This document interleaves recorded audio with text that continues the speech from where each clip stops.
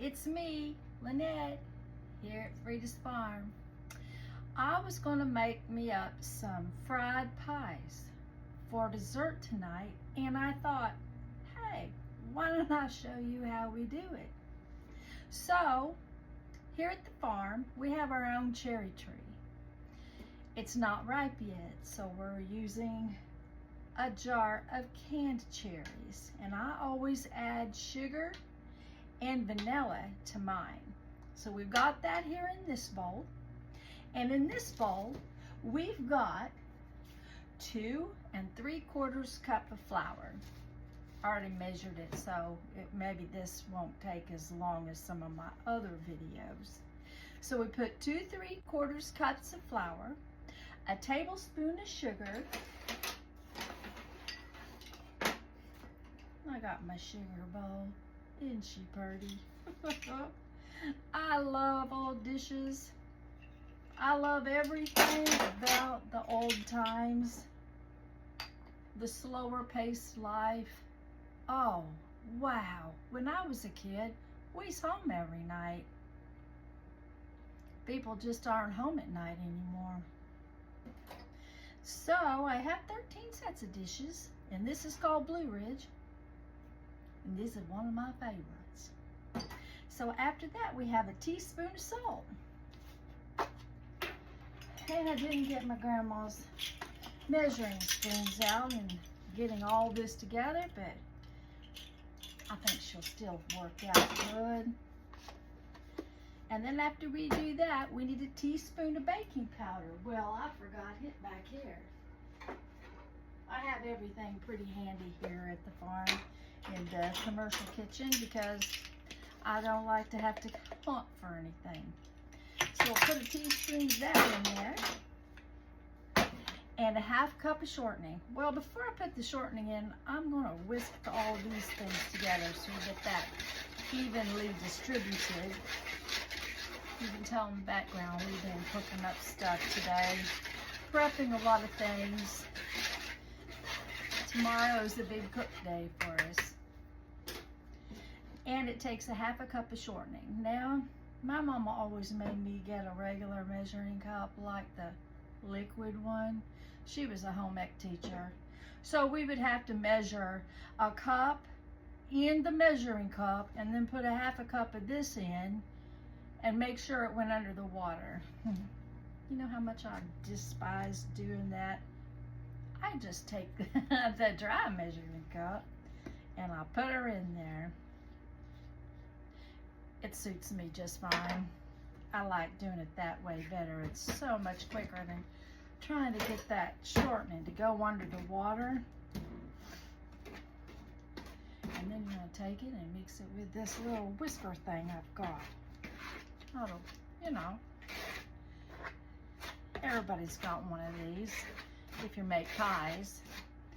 I've made pies for so many years I can't remember not making pies. I've made pies longer than I haven't made pies. In fact, I used to be called the pie lady, not the bread lady. So this should be fun. Got that all mixed together good. Can you see it? And then all we're going to do is add a cup of milk. And I like to put that right in the middle and mix it around. And after we get to mixing it, we're going to shape it into a ball. Mr. Scott's out mowing the yard again. It seems like every time I'm in here, he's out mowing the yard or making birdhouses. If you haven't seen his birdhouses over at the Vintage Goods, you're missing out. Go get you one. They're going fast. So now I'm going to shape it into a ball. And I'm going to grab a little bit of this. And I'm going to put it down here and we're going to roll some out. I'm going to show you how you fill these things. I got my big old rolling pin out. And I'm just going to roll it out some. And we're going to put it in our calzone. fried pies. When I was at the store buying a lot of stuff, the girl asked me there, what are you going home to make? I said, fried pies. You know what she said? What's a fried pie? Oh goodness, I said, you haven't had a fried pie? They are so yummy good. You have to get yourself a fried pie if you've not had one. And we want it to be big enough to go in that. I have all different sizes, but somehow I got this big one. I guess I thought we were going to eat big ones tonight. Who knows? So once we get that, we put it in our calzone maker and stretch it just a tiny bit. You don't really want to stretch it a lot because you don't want it to shrink up on you. You're only going to put it on one side. I usually put too much. I'm not going to lie. I guess I like me some cherries in mine. So we're just going to put a little bit in there. A little bit goes a long way. And then we're going to fold it and pinch it, squish it in there. And then the extra I always save, you know, for the next pie. See, sometimes she squirts out here, but I'm glad she didn't for the purposes of this video. Sometimes I don't do it all right, but I do my best. Let's see what she looks like. Yep, she's looking good. I think it's going to be a success for us. And there she is. Now we're going to fry her up. So we'll be right back. Okay, this is what happened. The video of frying the pies didn't work out so good. I don't know. I'm still learning, so thanks for being patient.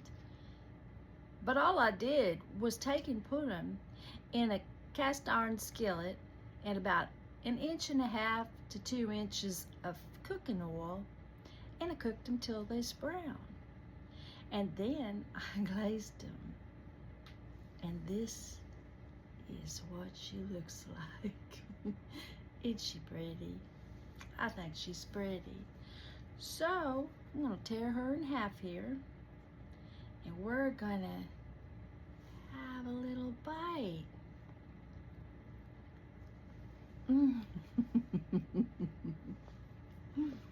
Well, she's worth doing all that work for. They're not real hard. I mean, if you like cherry and you like fried pies, it's great. There's great and really, really good. And she's both.